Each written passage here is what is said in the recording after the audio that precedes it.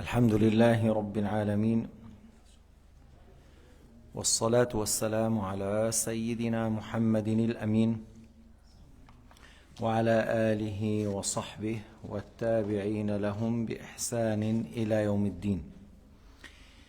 اللهم اجعل نياتنا خالصة لوجهك الكريم. قال الإمام النسفي رحمه الله: ولا يبلغ ولي درجة الأنبياء أصلا ولا يصل العبد إلى حيث يسقط عنه الأمر والنهي.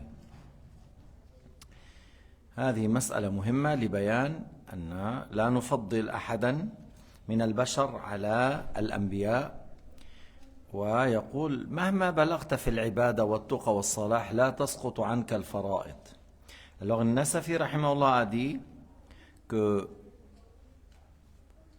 il ne peut pas atteindre un saint à un niveau comme les prophètes ou plus élevé qu'aux prophètes. Il n'arrive pas à atteindre le saint, même s'il est allé loin dans l'obéissance, même s'il a vécu 1000 ans et pendant 1000 ans il a fait la prière dans la nuit et il a jeûné et il était toujours sincère, il ne va pas atteindre le niveau des prophètes. La prophétie, c'est un don de la part de Dieu et c'est Allah Ta'ala qui leur a donné des mérites par rapport à tous les êtres humains, humains.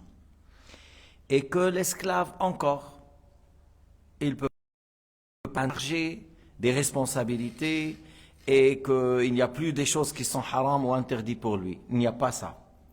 Mais pourquoi il a dit ça? Parce qu'il y a des sectes. Il y a des sectes qui prétendent que, oui, tel imam et tel imam a un degré plus élevé que les prophètes, et c'est de la mécréance. Et il y a encore des sectes, mais ça, tous les deux, c'est de la mécréance, le fait de dire, ouais, je suis arrivé à un niveau élevé, alors je suis plus obligé de prier et de jeûner, et maintenant, la fornication est illicite, et l'alcool est illicite, il n'y a plus des choses interdites. Alors il a dit, ça, il n'y a pas ça dans l'islam. Mais quand même, il y a des diables, il y a des êtres humains comme des diables qui ont prétendu cela et il y a des gens qui les ont suivis. الشرح أن العبد لا يصل مهما اشتغل بالمجاهدة وكثرة الطاعة ومخالفة الهوى وتجنب الملاذ من المآكل والمشارب والاختلاء عن الناس والانقطاع للعبادة والفكر والذكر مهما جد في ذلك لا يصل إلى درجة الأنبياء. Alors, ce qu'on vient de dire, que l'esclave, même s'il est allé loin dans la lutte contre son ego, par le fait de redoubler l'effort dans l'obéissance et par le fait de contredire son ego, par le fait de délaisser le luxe et la pratiquer l'ascétisme, au sujet de la nourriture, des boissons, il s'est isolé des gens pendant des longues années pour faire la prière et le dhikr. Et il est vraiment consacré son temps pour Dieu, par le dhikr, par la méditation, par la prière, par l'ascétisme. Alors il n'atteint pas le niveau et le degré des prophètes. Il ne peut pas atteindre les degrés des messagers de Dieu. ولا يصل إلى حيث تسقط عنه التكاليف. Il n'y a pas à un moment dit, ah, tu es arrivé, venez, c'est fini pour toi, tu es atteint, tu peux maintenant faire tout. En réalité, اليوم العمل ولا حساب وغدا الحساب ولا عمل. Aujourd'hui, Sayyidina Ali a dit, aujourd'hui, c'est des actes sans être jugés, mais le jour dernier, c'est le jugement sans avoir des charges et des prières. Alors, certains ont prétendu que non, c'est tout aujourd'hui. Et tu fais jusqu'à tu connais le secret. Une fois que tu connais le secret, ou tu arrives à la certitude, ils disent, voilà, tu es maintenant dans le paradis, il n'y a plus des choses interdites, il n'y a plus des choses haram, tu peux faire ce que tu veux. Alors c'est des mécréants, ils ne sont pas des musulmans.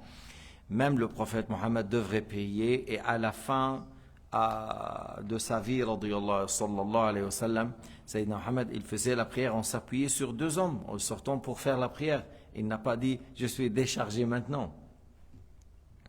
Voilà, et il n'a pas dit, Sayyidina Muhammad alayhi salatu wassalam, que la personne, oui, à un certain moment, il est déchargé de la prière. Abadan. وقوله تعالى وَاعْبُدْ رَبَّكَ حَتَّى يَأْتِيَكَ الْيَقِينَ أي الموت. Adore ton Seigneur jusqu'à que al-yaqin arrive, al-yaqin, c'est-à-dire la mort. C'est pas jusqu'à tu connais le secret, la certitude. Non, c'est pas al-yaqin ici, ça veut dire la mort. Adore Dieu jusqu'à la mort. C'est pour cela qu'on dit la patience, c'est jusqu'à la tombe, c'est pas avant. As-sabr ila al-qabr, tu patientes en délaissant le haram, tu patientes à faire les obligations, tu patientes sur les épreuves et les difficultés, la famine et l'injustice jusqu'à la mort. Tu patientes jusqu'à la mort. Si tu veux les hauts degrés, c'est comme ça. وإنما يسقط التكليف عند زوال العقل. Quand est-ce que la personne il n'est plus responsable? Lorsqu'il a perdu raison. ليس على المجنون حرج. Une fois que la personne a perdu raison, il est fou, il est folle, alors il n'est pas responsable. لما الإنسان يذهب عقله يجن يذهب عقله هنا سقطت عنه التكاليف الشرعية. طبعا من كان بالغا عاقلا ثم لم يؤمن ولم يسلم ثم يعني بقي كافرا ثم مات وهو مجنون جن بعد ذلك ومات وهو مجنون في النار. Si la personne à l'âge de la puberté il est mécréant, il n'a pas embrassé l'islam, il a fait quelques années comme ça. Puis après, il était touché par la folie jusqu'à la mort. Il est dans l'enfer. Pourquoi? Parce que il était pubère, saint d'esprit, il a entendu l'appel à l'islam, il était mukallaf et il n'a pas embrassé l'islam. Et il est mort dans cet état, il est mort après la folie. Alors, si tu dis il est touché par la folie, mais il était touché par la folie comme s'il était touché par la mort. Il avait un temps pour embrasser l'islam et il n'a pas utilisé. Et la mort est arrivée, il est mort mécréant. La folie est arrivée, c'est la même chose. Maintenant, si Allah Ta'ala était clément envers lui, il a donné guérison de la folie et par la suite il a embrassé de l'islam, ça veut dire que c'est quelqu'un qui a de la chance. Allah Ta'ala a voulu pour lui le bien. Lorsqu'il y avait dans la bataille de Badr, les musulmans ils ont fait un bassin pour boire et ils ont fermé tous les autres puits. Et les gens de Quraysh, lorsqu'ils ont vu ça, les musulmans ils boivent et eux ils ne boivent pas. Alors il y a des gens qui ont dit on va boire de ce bassin. Et lorsqu'ils ont bu, le prophète a dit laissez-les. Tous sont morts mécréants sauf quelqu'un, un seul, qui s'appelle Hakim ibn Hizam. Il a bu, mais il n'a pas été tué dans la bataille de Badr. Puis après, il a embrassé l'islam. Hakim ibn Hizam. Et on dit qu'il a vécu 60 ans dans l'obscurantisme et 60 ans dans l'islam. Il a vécu 120 ans. Lorsqu'il faisait lorsqu'il jurait, il dit La walladhi najjani yawma Badr. Lorsqu'il jure, il dit non, je jure par celui qui m'a sauvé la vie le jour de Badr. C'est-à-dire, je ne suis pas mort dans la bataille kafir avec les autres. Je n'ai pas trouvé la mort mécréant avec les autres. Allah Ta'ala a fait que je ne suis pas mort et par la suite, j'ai embrassé l'islam. فإذا زوال العقل نعم زوال العقل يرفع التكليف كما أن الإنسان كان نائما عند النوم الإنسان ليس مكلفا. Pendant le sommeil, si la personne a vu dans le rêve, qu'il a cru, qu'il a dit dans les rêves, il n'est pas dans cet état dans le taklif. Tu vois, même si, supposons dans le rêve, il a vu qu'il a dit de kufr, il a fait de kufr, il ne va pas se lever le matin et dire je fais shahada, j'ai mécru. Non, parce que c'était dans le sommeil et là, ce n'est pas quelque chose qui est avec sa capacité et sa raison. Des fois, dans le sommeil, quand même, tu raisonnes comme si tu es en veille. Des fois, tu fais des débats, tu donnes des preuves, des arguments. Bref, le sommeil, et les rêves, tout ça, c'est quelque chose de Allah Ta'ala sait comment ça se fait des fois. Des fois, tu vois des rêves, le lendemain se réalisent exactement comme tu les as vus. إذن عند النوم الإنسان أيضا لا يكون في التكليف. رفع القلم عن 3 عن المجنون حتى يفيق عن النائم حتى يستيقظ عن الصبي حتى يحتلم. Les 3 personnes qui sont déchargées, le fou, celui qui est en sommeil, et l'enfant jusqu'à l'âge de la puberté. قال رحمه الله والنصوص من الكتاب والسنة تحمل على ظواهرها والعدول عنها إلى معان يدعيها أهل الباطن إلحاد ورد النصوص كفر. لما تقول نص يعني ليس له إلا معنى واحد، فما فينا نجي ندعي أن لها معان أخرى. Alors le Nasafi, il a dit les textes dans le Coran et les textes dans la parole de Sayyidina Muhammad alayhi salatu wassalam, on les prend selon le sens de la langue arabe. Parce que lorsque tu dis texte, c'est-à-dire il a une seule signification. Une seule signification, il faut la comprendre.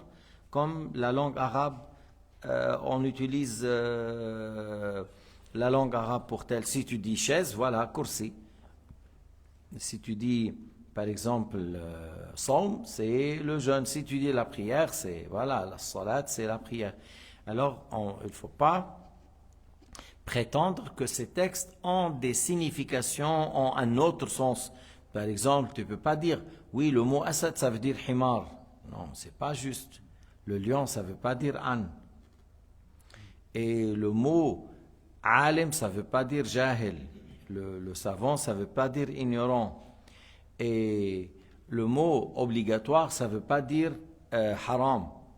ما فيك ما تدعي النصوص على ظاهرها لا يجوز أن ندعي لها معان أخرى. يقولون هن أهل الباطن, c'est des gens qui prétendent que chaque texte il a un sens extérieur, il a un sens à l'intérieur.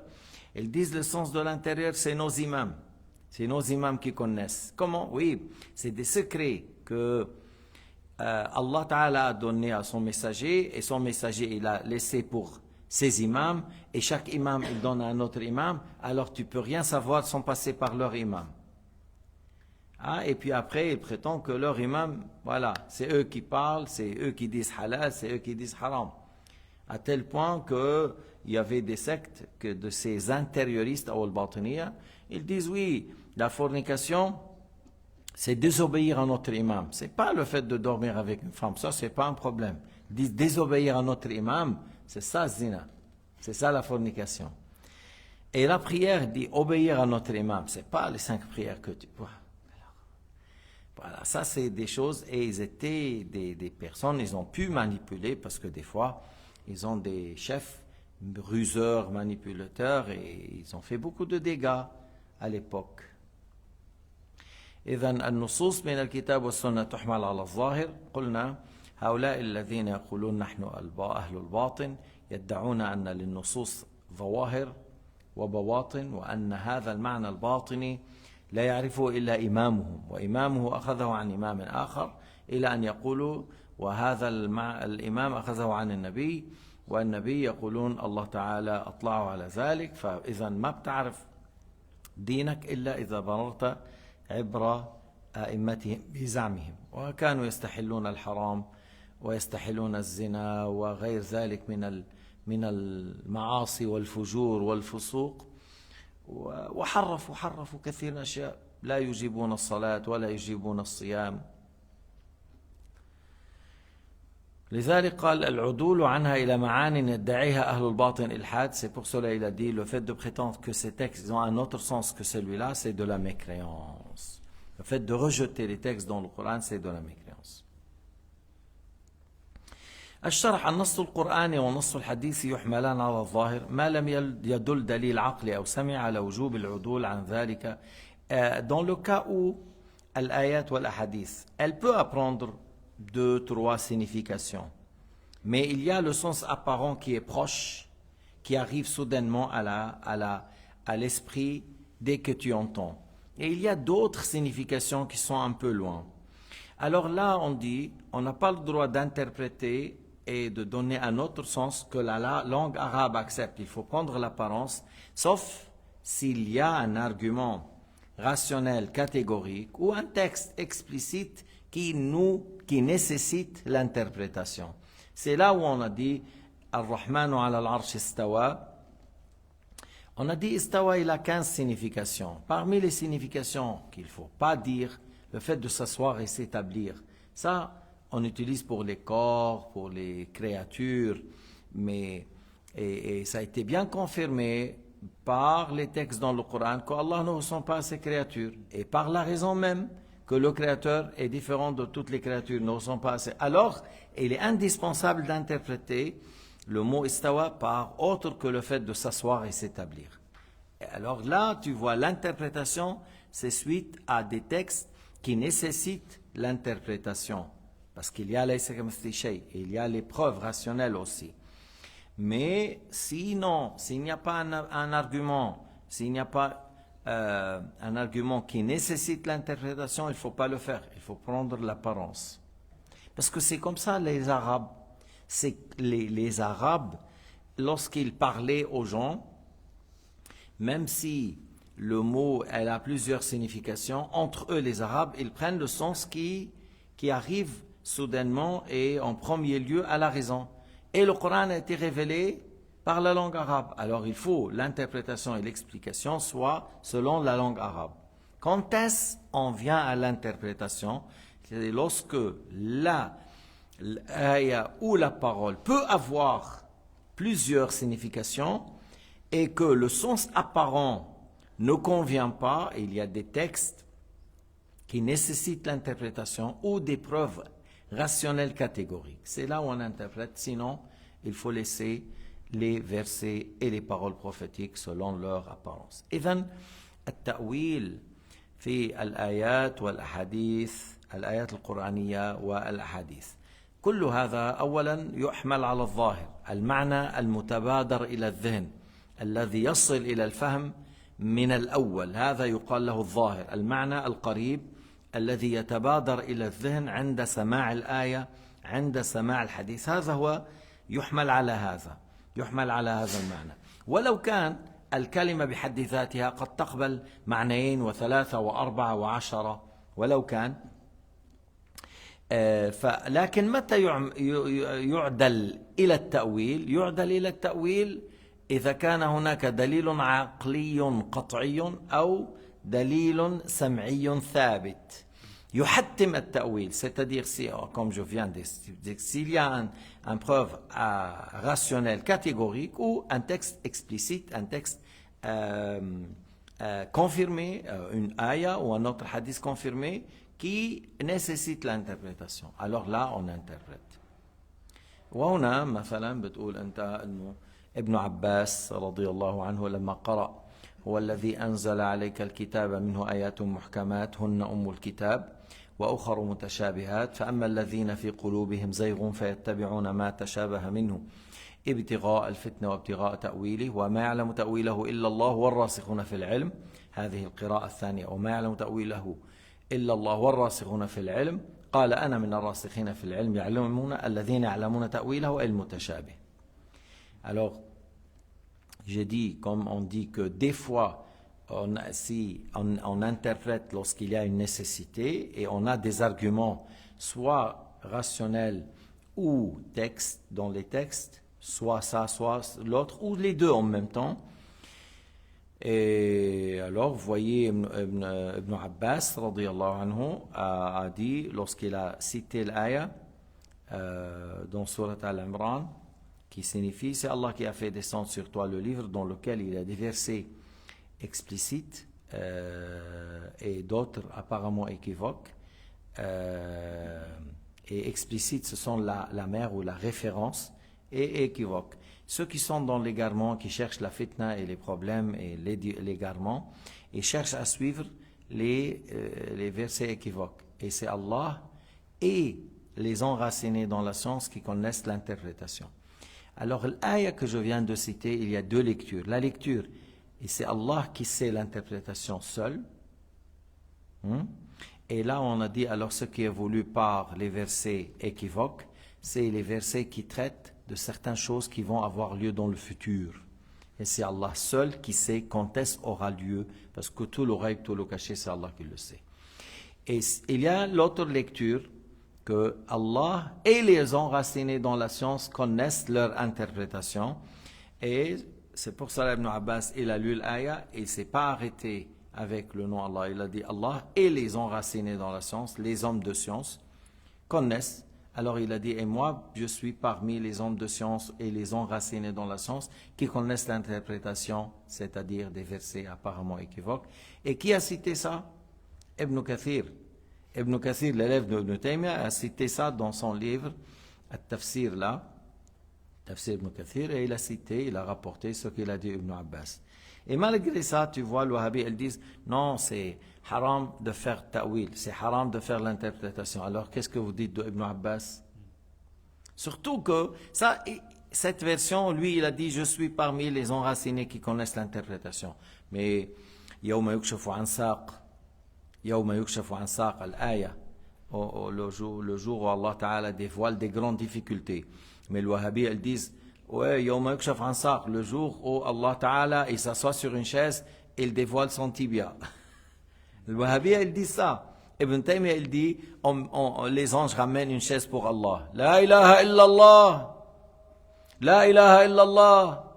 Allah Ta'ala a besoin de ses anges. C'est les anges qui portent pour lui une chaise. Ma'az Allah, Allah subhanahu wa ta'ala n'a besoin de rien. Mais Al-Mujassim, c'est lui qui croit que Dieu est un corps. Il imagine comme les rois de l'Inde. Là, tu vois, lorsqu'on le porte là sur quelque chose là, même les riches en Inde. Même jusqu'à maintenant, ils ont des temples quelque part là-bas. Pour aller là-bas, il y a les pauvres qui te portent là, aller-retour, et tu payes. Alors ces gens-là, ils disent, voilà, les anges ramènent une chaise. Et Ibn Abbas, il a dit, le jour que Allah SWT dévoile des difficultés, il a dit ça, c'est pas tibia, c'est pas pied, il a dit un dévoilement des difficultés. Il a dit parce que la langue arabe, on dit, la guerre a dévoilé son tibia, mot à mot si je dis, c'est-à-dire la guerre est devenue intense, très forte. كشفت الحرب عن ساقها. شو الحرب إلها ساق?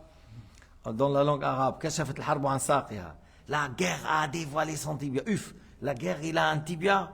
Elle porte quoi? Quel soulier? Nike ou Adidas? mais la guerre n'a pas de tibia. Mais je vous dis d'où vient le mot dans la langue arabe. Parce que lorsque les choses deviennent très très dures, qu'est-ce qu'on fait? On lève le abaya ou le izar. Parce que c'est ça les habits des Arabes. Abaya et izar.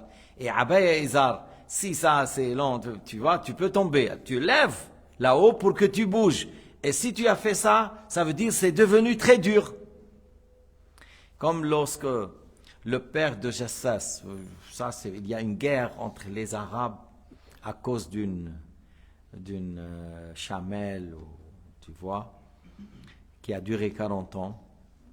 Et la dame qui avait la chamelle, elle a pâturé dans une réserve pour Kulayb, roi. Alors, Kulayb a tué la chamelle. Mais cette dame qui a fait ça, elle était sous la protection de Jassas. Jassas, c'est un homme dignitaire, qui défend ses invités, voilà, ainsi de suite. Et la sœur de Jassas était l'épouse de Kulayb. Mais quand même, tu as tué la chamelle de celle qui m'a invité. Alors il a tué Kulayb. Et lorsqu'il est venu, l'abaya de Jassas était plus haut et on a vu le genou. Il a dit son père, le genou de Jassas est apparu. Ça veut dire une grande chose a eu lieu. Seulement, il a vu ça, il a dit, mais il y a quelque chose de très grave qui a eu lieu. Voilà, après, c'était Kulayb et la guerre a duré 40 ans. Et de là, lorsque vous entendez les Arabes disaient, ah, la naqata li wa la jamal, moi j'ai pas une chamelle dedans, c'est pas un chameau, parce qu'il y avait un autre homme arabe très très fort dans la guerre. Lorsqu'on lui a, chacun a cherché à être à son côté, il a dit c'est une guerre, moi j'ai rien dedans, ni chameau ni chamelle. Alors, et c'est devenu un grand proverbe arabe. Lorsque j'ai rien à voir, j'ai dit la naqdi ou la jamali, c'est pas ma chamelle, c'est pas mon chameau. Alors ça revient, le fait d'apparaître le genou ou le tibia, c'est pour dire que les choses sont devenues très sérieuses et très dures. Et le Coran était révélé dans la langue arabe. Yawma yukshaf an saq, mais on parle de jour dernier. Yawma yukshaf an saq, c'est-à-dire des grands événements. Alors le Mujassim, l'anthropomorphiste Al-Wahhabi, Ibn Taymiyyah dit ça. Il dit Allah Ta'ala, on lui met une chaise, il s'assoit, il dévoile son tibia et les gens passent devant lui. C'est quoi ça? Les gens passent. Les kuffars, ils n'arrivent pas à se prosterner, les croyants se prosternent, et ils disent, il y a même un wahhabi qui a dit en Guinée, oui, le trône, c'est comme le bureau de directeur. Tu vois, dans le bureau d'un directeur, il y a le secrétaire à gauche, il y a le finance à droite, il y a le portier devant, qui est devant la porte. Il a dit, voilà, le trône pour Dieu, c'est comme le bureau de directeurs. Il y a l'ange Jibril, Mikaïl, des fois, voilà. Il compare, il dit, c'est-à-dire Allah Ta'ala gère le monde depuis le trône. C'est ce qu'ils disent le Wahhabiyya. Pour dire, ils sont très idolâtres. C'est des idolâtres.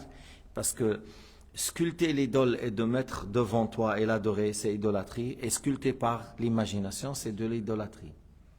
Même si tu ne l'as pas mis devant toi, tu as adoré cette image.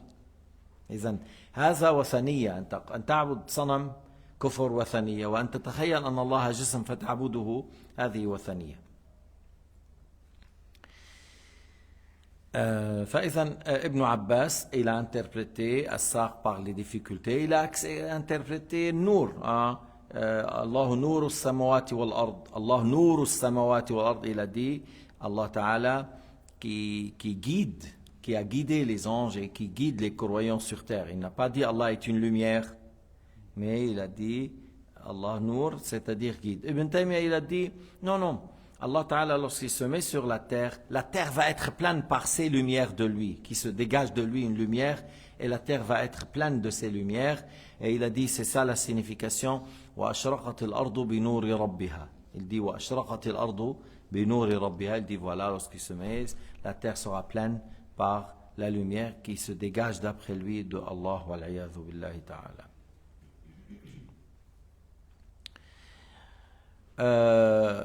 طيب فإذا التأويل يكون عند الدليل العقلي أو السمعي. Alors l'interprétation aura lieu lorsqu'il y a des preuves rationnelles ou lorsqu'il y a des textes explicites qui nécessitent l'interprétation.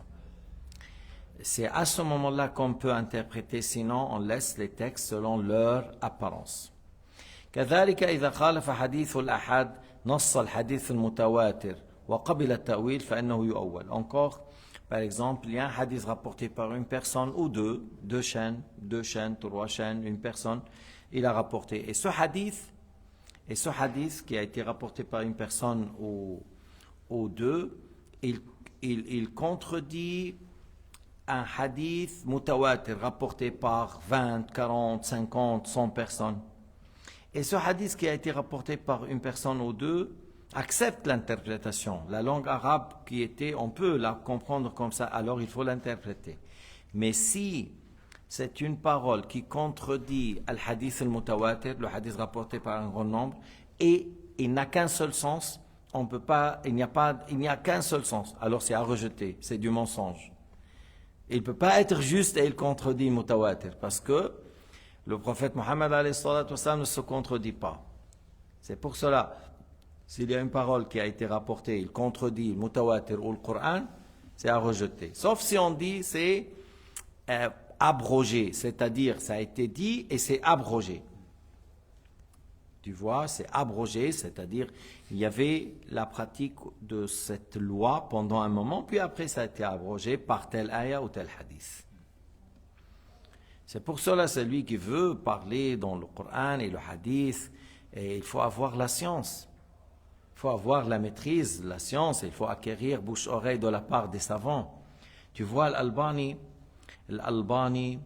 c'est pas de chez vous, je ne sais pas d'où vient, mais Albani, ils disent comme ça. L'Albani, il est un wahhabi très très fermé, très très radical, comme Ibn Baz. Ibn Baz, ils disent la terre est plate, carrée, alors voilà. Et là, celui-là, il est comme lui. L'Albani, il a lu un hadith, l'interdiction d'avoir de l'or qui entoure, comme les bagues et les bracelets. Et c'est un hadith abrogé. C'est un hadith juste, mais abrogé. Comme lui, il n'a pas appris chez les savants de l'islam, il lit tout seul, il a vu ça. Et regardez le hadith est juste. Mais il lui manque à savoir que c'est abrogé. Alors il a dit, voilà l'interdiction, il a fait toute une page en disant c'est haram d'avoir des bracelets qui entourent, c'est-à-dire la femme, elle porte par exemple des boucles d'oreilles, mais pas des choses, voilà, de l'or, mais pas entouré. Il dit, après qu'il a parlé, il a dit, prends soin de ce que je viens de dire, parce que tu ne le trouves pas ailleurs. Moi j'ai dit oui, tu ne le trouves pas ailleurs, parce que tu as contredit tout le monde islamique, et il n'y a que un tel stupide et idiot comme toi qui dit Ça, parce que tu n'as pas vu, tu n'as pas su que c'est abrogé par d'autres, que le prophète a vu telle femme et telle femme en ayant des bracelets en or. Et il a dit, est-ce que vous payez la zakat? Ils ont dit que oui. Il a dit, est-ce que vous aimiez que vous seriez entouré par des bracelets en feu? Oh non, alors donnez-vous la zakat. Alors il n'a pas dit c'est haram, il a dit, payez la zakat.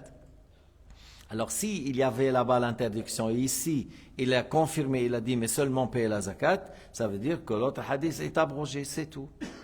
Mais pas le fait de dire, c'est haram de porter les bagues et les bracelets, parce que c'est ça qui est vendu le plus, et la Mecque et la Médine, les magasins de l'or, c'est presque, il y a ça qui est en plus. Il te dit, prends soin de ça, tu ne trouves pas ailleurs. Oui, bien sûr, parce que tu as contredit tout le monde islamique. Tout le monde islamique, ils n'ont pas dit ça, c'est que toi. Et il n'y a que lui qui a dit, tu dois faire le wudu avec un moud, et tu dois faire la douche obligatoire avec 4 mouds. Il a dit, tu dois faire le wudu avec un seul moud. Et la douche avec 4 mouds. 4 mouds, il n'y en a même pas un demi-litre. Voilà, il dit c'est ça. Et c'est pas juste. Mais le prophète, il a fait le wudu avec un moud. Et il a fait la douche avec 4 mouds. Et une fois, il a fait le wudu plus que ça. Et une fois, il a fait la douche avec 5 makkouk. Hein, et c'est beaucoup plus que ça. Pour qu'il nous montre qu'il y a une tolérance, on peut, mais c'est mieux de diminuer. Mais il n'a pas dit c'est obligatoire. Et qui arrive à faire le wudu avec moud? C'est rare. Qui arrive à faire le wudu, la douche avec 4 mouds? Lui, il a dit c'est obligatoire. Mais encore plus stupide que ça, beaucoup, il a dit à l'époque d'Abu Ammar, 40 ans en arrière, première intifada, là-bas, c'est connu intifada avec les pierres. Les Palestiniens, ils ont sorti contre les sionistes avec les pierres. Il a dit haram, la yajouz. Il a dit haram, interdit, la yajouz. Il faut qu'ils quittent Palestine. Tu sais maintenant qu'est-ce qu'ils font les sionistes? Ils sont en train de faire des massacres. Ils tuent les gens dans les tentes, dans les voitures, dans les madrasas, dans les écoles. Ils veulent qu'ils sortent. Mais l'Alban, il a donné la fatwa 40 ans. Et il a dit, il a dit, on ne peut pas faire le djihad depuis l'intérieur. Il faut quitter. Alors là, vraiment, tu trouves que c'est hors sujet. C'est quelqu'un, lorsque tu as le Natel et tu n'as pas de réseau. On dit hors réseau ça. Il est hors réseau. Dit que les Palestiniens doivent quitter. Mais c'est pas normal ça. Il dit ils doivent quitter la Palestine. Et après, comment ils vont retourner?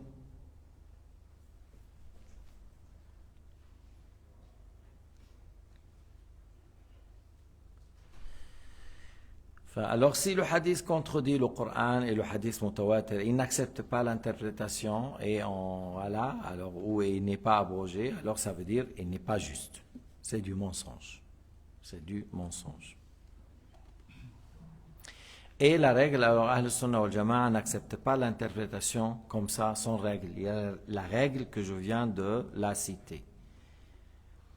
وقوله والعدول عنها إلى معان يدعي أهل الباطن إلحاد تأويلات هؤلاء الباطنية ومن أشبههم من غلاة المتصوفة يؤدي بالضرورة إلى تكذيب القرآن والسنة وهو كفر. Le fait de prétendre une interprétation qui n'est pas valable dans la langue arabe, et ça rend halal ce qui est haram, ça rend permis le fait de délaisser les obligations, ça c'est de la mécréance. Comme je dis, par exemple, دروز ما بيصلوا ما بيصوموا واصلا بيقولوا الحاكم العبيدي بيقولوا هو ربنا. Un homme très méchant, un homme très bizarre, très méchant, Hakim al-Ubaydi qui a gouverné l'Égypte, mais le peuple d'Égypte était la majorité sunnite, mais le pouvoir était dans ces gens-là qui prétendent être descendants de Fatima, et c'est pas juste du tout. Et celui-là, une fois, il disait, alors, vous dormez la journée, vous travaillez la nuit. Il avait un homme grand, tout ça. Si quelqu'un est désobéi à lui, il le ramène, et celui-là, il le sodomise. Il a des choses bizarres. Alors, ils ont dit, le Druze, certains l'ont dit, ah, c'est lui-là, dit, il faut faire ça, interdit ça, permis ça. Ils ont dit, c'est un Dieu. C'est lui qui ordonne tout ça. Alors, ils ont adoré un homme très méchant sur terre. C'est-à-dire, tu vois, par exemple, c'est de la mécréance. Par exemple, tu dis, les Alavis, ils adorent Ali. Mais Ali, c'est un grand homme. Mais adorer Ali, c'est la mécréance. Mais yani Ali, tu vois, c'est un homme saint, c'est un grand pieux. Mais ces gens-là, ils ont adoré un homme très méchant. Un homme à moitié fou, un homme mahboul, un homme criminel. Et qui l'a tué? C'est sa sœur. Sa sœur l'a tué. Parce qu'elle a voulu la marier à quelqu'un malgré elle ou quelque chose comme ça. Alors il a fait un complot pour le tuer. Et puis après, on a trouvé ses habits et son âne, et on n'a pas trouvé son corps. Ah, ils ont dit, voilà, tu vois, c'est un dieu. Et il est monté là-haut. Et c'est là, les Druzes là, ils adorent celui-là. Ils disent, mouahidin, voilà, ils disent, voilà, Allah est rentré en lui, voilà. C'est de shirk, c'est de la mécréance. Et les Alawiyin, les Alavis, là, ils adorent Ali. Et il y a certains qui ont fait un abattoir pour égorger. Alors, si Alawi égorge, tu ne peux pas manger, mon frère. C'est comme un athée, c'est comme un idolâtre. Quelqu'un qui adore Ali, s'il égorge, c'est haram, on ne peut pas manger. Faites attention, parce qu'il y a des gens qui ne savent pas. Hein. Lorsque vous entendez 1000 cas, 1000 cas, je ne sais. Et surtout, il y a beaucoup aujourd'hui, hein, sont attaqués la nationalité turque, albanais, voilà. Et ils ramènent n'importe quoi. Seulement, ramène-moi le moins cher. Donne-moi le certificat. Le certificat au sujet de la viande, aujourd'hui, ça vaut rien. Il faut aller voir les abattoirs. Et il y a des abattoirs avec la machine, qui tuent avec la machine, et ils te donnent le grand imam de la grande mosquée, de la grande... voilà, a dit halal. Alors tu dis, ce n'est pas un grand imam, et ce n'est pas une grande mosquée, c'est un grand ignorant qui a appris ses engagés, voilà, et c'est de l'égarement. Ma hada ينخدع بالأوراق. Marque Sabil, chez les Turcs, c'est haram 100%, c'est pas 99%, c'est haram 100%, parce que tout est égorgé à la machine.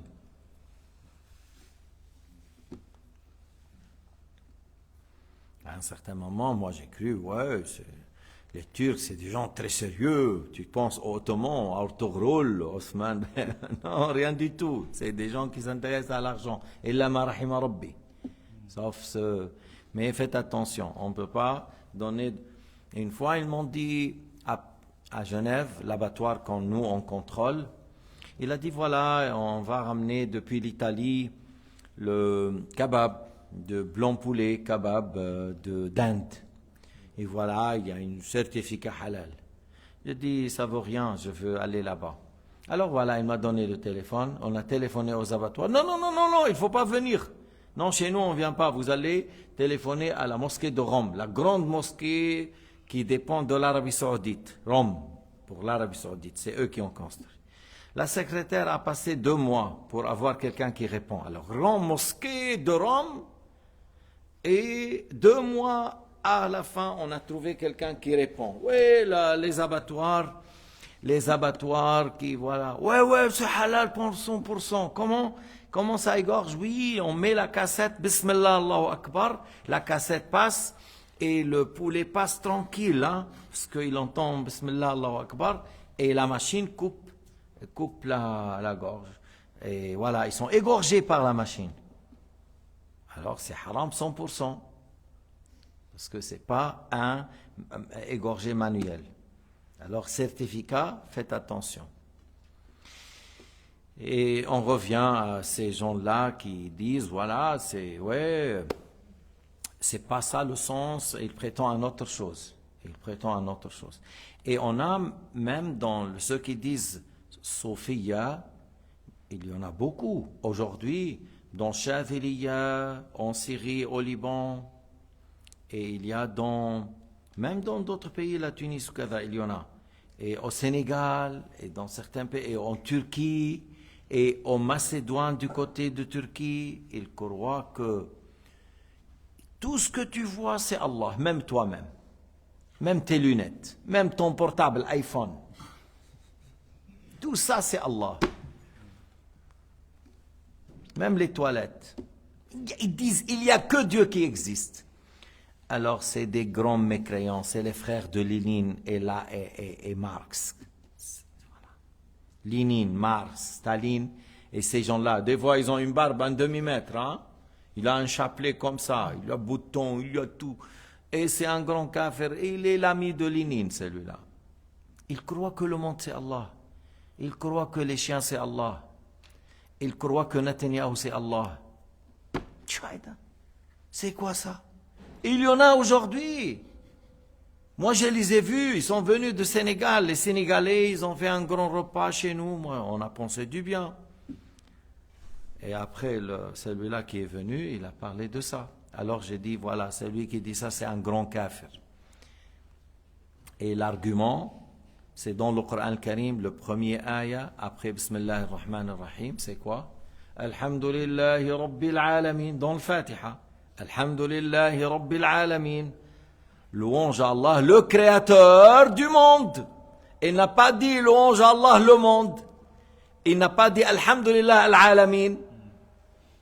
Il n'a pas dit Alhamdulillah le monde. Il a dit Alhamdulillahi Rabbil Alamin, le créateur du monde. Alors, le premier ayah. Est-ce que tu penses que les gens ont compris? Il y avait quelqu'un qui a les lèvres comme ça, il m'a dit, mais non, tu n'es pas au niveau de notre imam.